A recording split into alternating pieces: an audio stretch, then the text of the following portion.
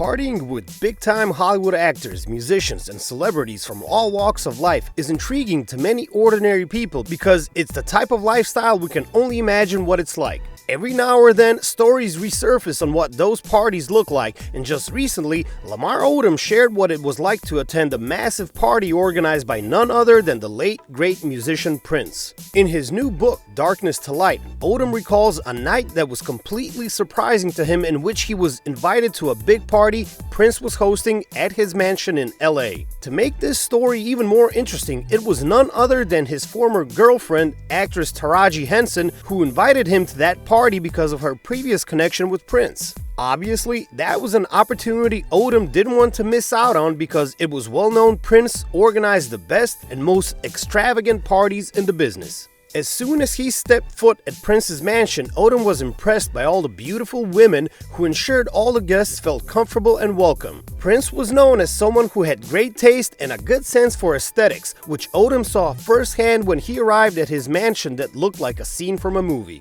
We got there about 2 in the morning. When the gates opened, women set off in pairs were there to wait on the guests hand and foot. They were some of the most beautiful women I'd ever seen in LA, dressed in tight skirts and sheer black tops with their hair and makeup done perfectly. They had the kind of beauty that would intimidate even the most confident man.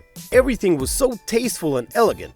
Prince was so detail-oriented and spared no expense. They took our coats, brought us drinks, and directed us to a parlor in the back of the house. We passed through corridors with 20-foot high ceilings and white marble floors lined with massive columns like something out of Greek mythology. Attending this party also allowed Odom to see all the most prominent celebrities he previously only saw on TV. Obviously, this was also the first time Odom met Prince in person, which was like a dream come true for him. When we entered the parlor, there wasn't a single face I didn't recognize. We sat down, and to my immediate left was Whitney Houston, comedian Chris Tucker to the right.